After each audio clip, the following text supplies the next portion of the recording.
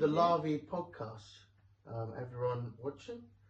I am here with my grandma. And your name is Patricia Lavy. Patricia Lavy. So this is my dad's mum, and we're just going to have a little conversation to hear some of her stories. Hear some of your stories, Grandma. I didn't hope I can rustle up the right ones at the right time. Exactly. And right, so let's kick it off. So the year is 2025 right now, but you were born when? 29. 1929. 1929. And that makes you how old now? Oh, how old? Very old. You can tell me quicker. 96. Yes. So Grandma's 96 and still going strong. A bit weaker by Christmas, but still. Yeah. So what I wanted to ask you about was, let's start off with the war years. Yes. So you were 10 years old when the Second World War started. Absolutely, yes.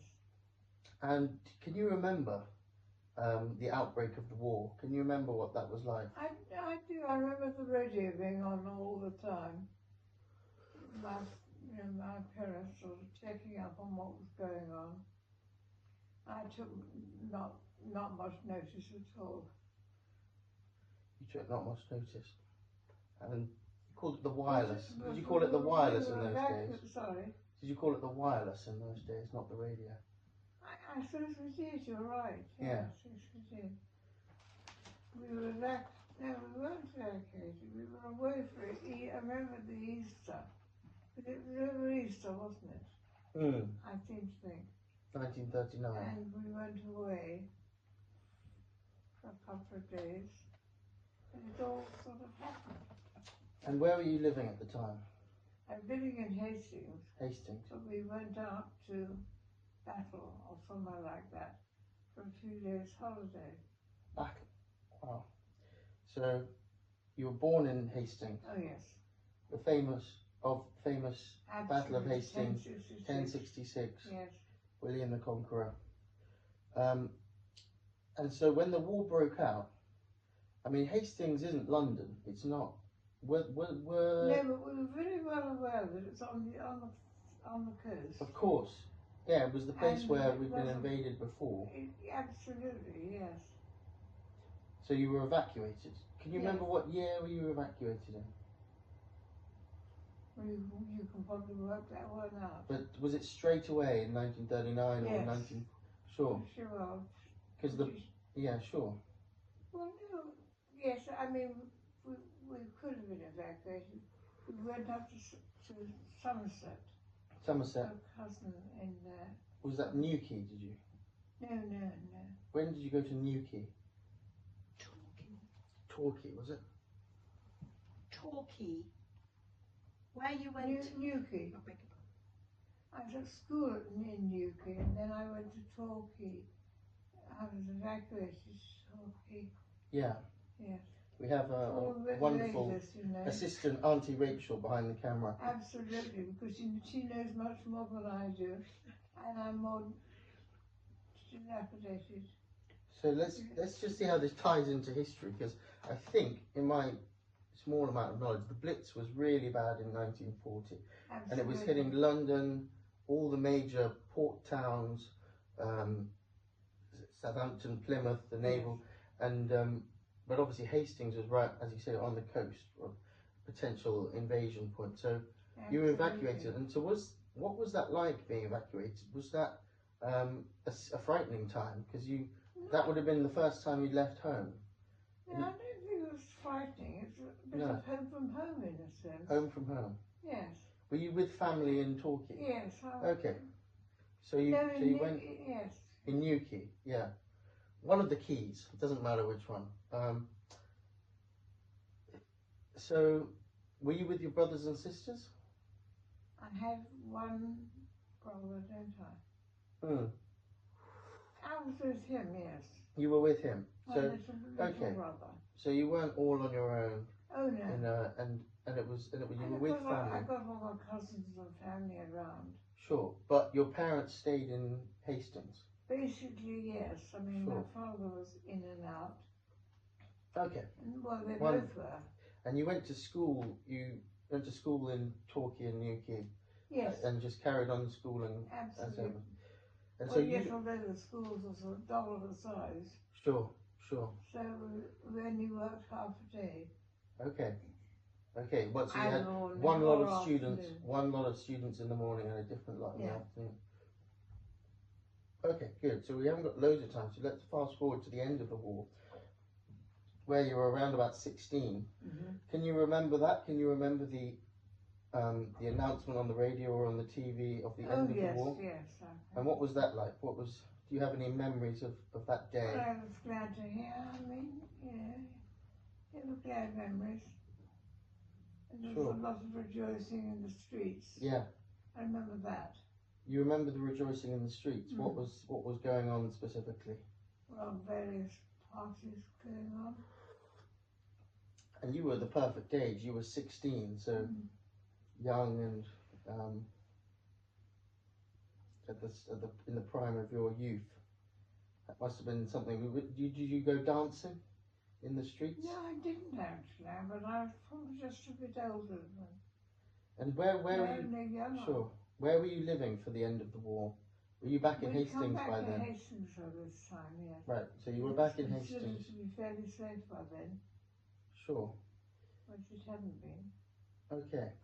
And then, to the best of your memory, can you fill us up from the end of the war until you met Gordon? Oh my goodness. Well, a lot happened really. I left school, took my, GCSE equivalents, then went to Barts. Barts. That's St Bartholomew's Medical School Absolutely. in London. And you were Hospital training as what? as a nurse. As a nurse. And I met Gordon there. So Barts is where a lot of our family have gone to. Absolutely, yeah. And so Gordon was training to be a what? A surgeon. Yeah. And he ended up being a general surgeon, or General surgeon. with a particular focus in intestines. He was general, so he He could was have did general. anything. Really. Yeah. What was particular? Intestines, or I think he used to examine Abdominal. No, Abdominals. Yeah, I suppose so. Yes. As you said, they're general. People. With that, of course, In those days, you probably did a lot more of everything. Nice. As you can tell, I'm not the world's greatest interviewer. We're just having a small pause whilst No. A memory you Yeah. could ask Grandma to tell you about is the coronation Yes. of Queen Elizabeth 50. II, Right. because she remembers that well. Okay. Ask her the detail of that. Thank you, Auntie Rachel, as our angel behind the camera. What did I tell Here you you? go. So, Grandma, 1945, war finishes. 1952, I think, Elizabeth II gets crowned. Yes, Do you remember the coronation? I do. What was that like? What were I the... was with my street brother. parties? We had. Had you met Gordon by then? Oh yes, indeed. You'd met Yeah. Gordon. Oh yes. So you were a couple, but you weren't married. Oh, it must have been. Sure, I can't work that one out. I think you were. I think you married in 55, and I think the Queen got in either 52 or 53. Doesn't matter. But tell us about the coronation. What was that like? Well, I mean, we had seats, privileged seats. In the which was mall? Very nice. In the mall. And we were able to see it all going on. It's a bit boring in some senses because the day was very long. But, it was. Don't worry about it being boring. Describe it as best you can remember. What did you see that day? I think we did a lot of sitting Yeah. with other sandwiches. Okay, sitting with sandwiches. So you saw the full royal procession, did you? We did indeed, yes. Yeah. And why did you have privileged seats? Good point. I don't really know. Can't remember. Maybe somebody queued for a long time, Yeah. do you think? I don't think so. Unlike We must Holly, have had some Philip Schofield and some Holly Willoughby. privilege somewhere. I don't And- remember. And so who were you sitting with? Were you with your parents? Just my brother. David. Just you and your brother? Yes. So you didn't take Gordon, you took your brother instead? Maybe. Well, I wasn't married by that No. time. Did you see the Queen's carriage? Oh, indeed I did. The yes. new Queen. It took a long time. Sitting all day waiting. Always gone. And you were quite, and she was quite well known. Well, obviously she's the Queen, Oh, but, yes, indeed. but I she mean, had, photographs. she had, A little bit older than you, she was. there you go. Yeah, so very. That must have been a fascinating thing, being of How you know come? 20 something and watching another 20 something get crowned, coronated, Yes. and I think Queen Elizabeth II did radio broadcasts during the war, addressing She the probably people, did, yes. and so I think she was kind of the sweetheart of the nation, Oh, I think she was, yes. and then she stayed that way until she died a couple of years ago. And you remember her funeral just a couple of Oh, years yes, ago? I do. We watched that on TV. I can remember when she died, just all the TV stations were showing the same thing. But everyone shut down their programming for 24 hours and were just broadcasting them. It was a real moment of national unity. Yeah. And anyway, let's go back in time again. So, tell us a little bit about Gordon. Why did you fall in love with Gordon? I mean, there are many reasons. Chuckle behind the camera here. There are many reasons to do so, but I want to hear from you. What was he like as a young man? What about him drew you to him? In terms of equal age, so, well, now he was 4 years older than me. Okay. But a good balance, shall I say, age-wise. He was eligible. Editable. Eligible. I think you said editable. Eligible. Eligible. Okay. Of an eligible age that Sure. otherwise we wouldn't have met, probably. Extremely good looking. Extremely good looking. Oh, I forgot my. Intelligent. Just step behind the camera very carefully. This Witty. is a beautiful Rachel can tell you self-portrait of Gordon. Rachel can tell you more than I can. Here. There's also, I forgot to bring it, but in the other room, where we are, there was a beautiful portrait of you and Gordon from just before he died. And I was going to, but anyway, you can use your imagination to see. So you say he's eligible. Of course, he had a solid job because he was trained to be a surgeon. Qualified. He was qualified, and so he had, you know, he wasn't like me. Right He wasn't place like at me. the He right wasn't time. some dosser with unemployed dosser. And he had a Christian faith. Yes. Did you go to the same church? Well, yes, we went to several churches. But yes, we did certainly. And so this is all Helen's quite a in bit. St Helens in London. Helen's, yes. That's St Helens Bishopgate. Yes, that's right. That's where my parents were meant to get married until the IRA decided Absolutely, yes, I remember. to blow up a car outside there. That's a story for another day.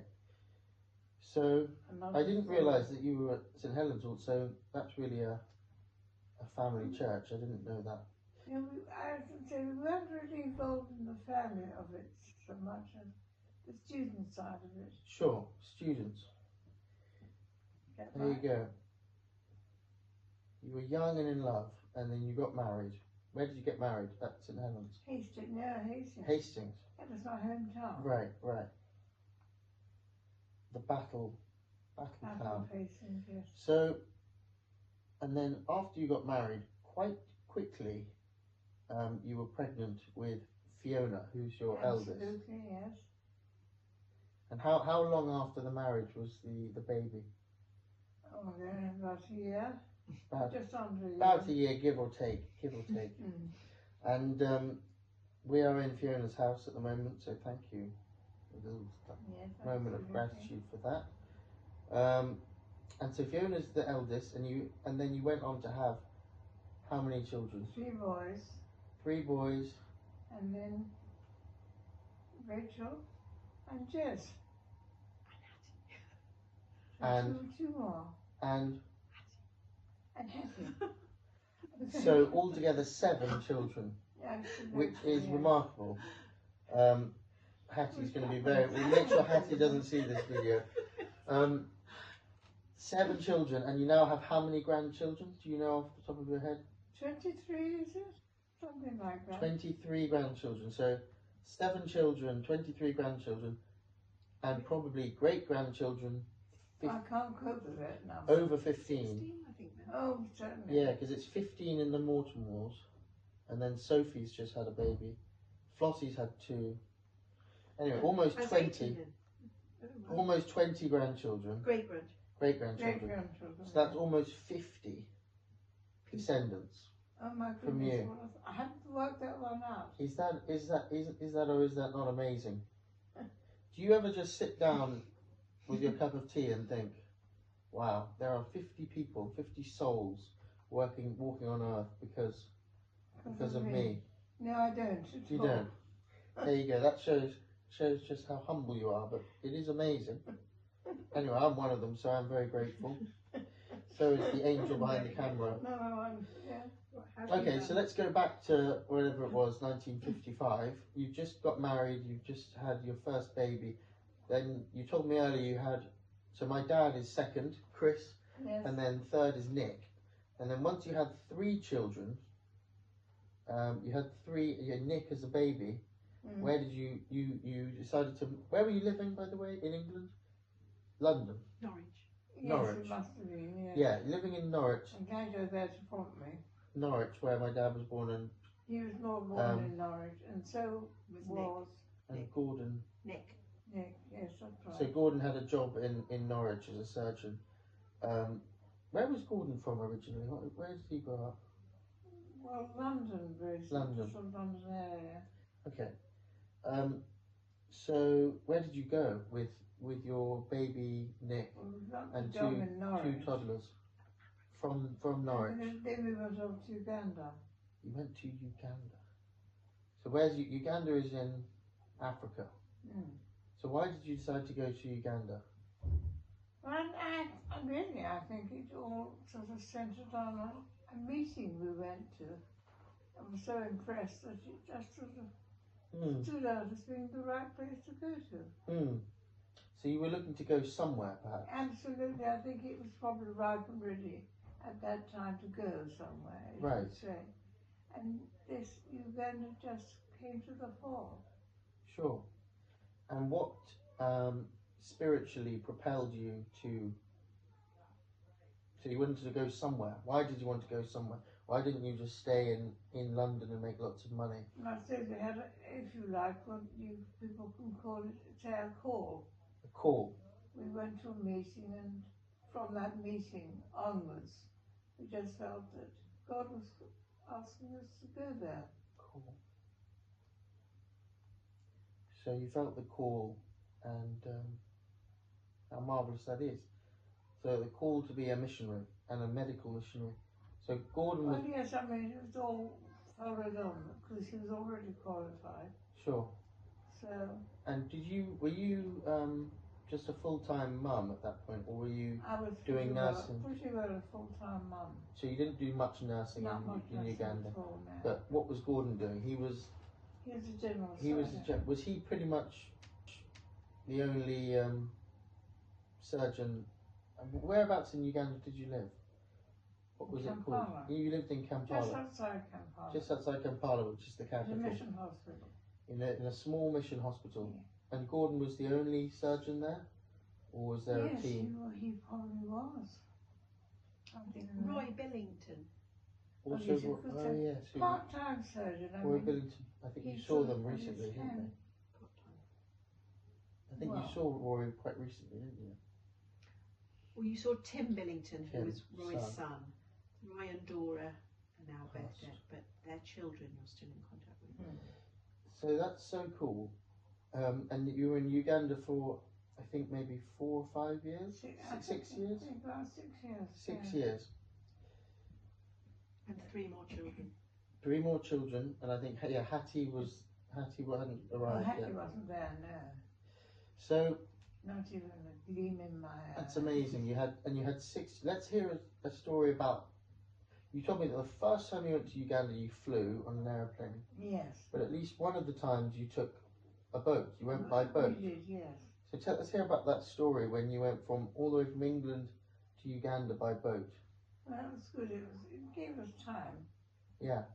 To sort of adjust in a way. And it was nice for the family to be on the boat too. Hmm. And that took how many weeks? 6 weeks. Do you remember that, Rachel? I don't remember it, but I do remember the stories. What happens when you cross the equator on the ship? Do you remember there's a party? We had a Fancy party, dress? yes. Which all the first time people who crossed the equator had a sort of ceremony. And what did we do to them? You had a fancy dress party. That was it. I think it was. Now I've forgotten this. And I think Chris was a pirate or something. So my dad was a Yeah, pirate. I think you're right. Yes. And did you go through the Suez Canal, or did you go Yes. round the? You went through the Suez. Yes, we did. Do you remember that? What was that like? Was that exciting? Well, we went. Yeah. Fair enough. Interesting. And then you, what port did you end up at? Do you remember? Mombasa? Yes, Mombasa. And then so that's in Kenya. And from Mombasa you drove And to. up to Kampala. Did you get the train or did you drive to No, Kampala? I think we were picked up by a car. Yeah. So what was it like? It must have been chaotic travelling with 6 kids and then eventually 7 kids. Only 3. Sure. But later on in life, when you had 6 and 7 children, we didn't travel You just- a lot. did you try and order it so that the older ones looked after the younger ones and you Oh could yes, look after? always. Right. Because all your children have been successful in life, Well, I think so. Yes, but then they're my children on the angel behind the It's camera dreadful has to be- recently been given an OBE for her services I over know, many years. Yes. To her Um, fame, yes. As did your father. yeah, Grandma went to the palace twice with her yeah. offspring. That's children. a good And idea. Gordon got an MBE, I think. No, his father. Grandpa. My grandpa. So Gordon's Ernest. father. Ernest Edward. Edward. Only said Oh, really, Gordon didn't. All right, I had that wrong. Gordon didn't, yeah. You can wrap it. Okay. All right. Let me just quickly do. So then you go from Uganda to Aberdeen, yes, well, Aberdeen to Tunbridge, Tunbridge Wells. Wales, yes. and you've been living there largely ever since for many Largely ever years. since, yes. In a couple of houses. They had a big, beautiful house called something Copsley. And then I don't really remember that. I think I went there when I was a toddler. Yeah. But for many years, your home was Pound Cottage, right? Yes, Lovely. that's what we would remember. Yes. Yeah, a lovely house with a lovely garden. And And just around Yeah. the corner. I just wanted to say thank you so much for being you and for raising us all. And yeah, I think you're just a wonderful. Tearing up here. You're just a wonderful person, and my dad. I know that my dad loves you very, very much, and he sort of thinks you're a saint, really. Oh, goodness sake, I'm sure it doesn't. No, he does, because you're so. You have so- We were a lovely family. We were a very happy family in all respects. I He, hope you were aware of that growing up. yeah, you're just so. I can't find the words. So complete, so filled with humility and love, and have a heart of service without ever complaining, or I've never heard you complain once in my entire life. What did you? And normally old people are grumbly and like Gordon, bless his soul, was a grumbler, was he not? No, but you've just always looked out for others. And my dad said, growing up, you always would have people staying at the house that Yes. you picked up from the streets, waifs and strays, people who were Oh, going I through don't- hard times. A little bit of an excess. And you, well, yeah, and you were always had a hospitality for people, and made people feel welcome and loved and part of something I'd greater. like to think so. Yeah, and yeah, it's a testament to your character that you're surprised by these compliments, because they're very obvious to everyone else. Oh, well, thank you. Well, thank you very much for listening to this first instalment of the Lavy podcast. First Let me just give you a... How many No, more? what? Oh, they don't all have to be with you, but Oh, good. Here, here. Thank you, Terry. a kiss, and then that's a wrap, ladies and gentlemen. Thank you, I Tim. just- That was great. Give you a small glance for the angel before we say goodbye. All right. Reminder. Thank you. Bye.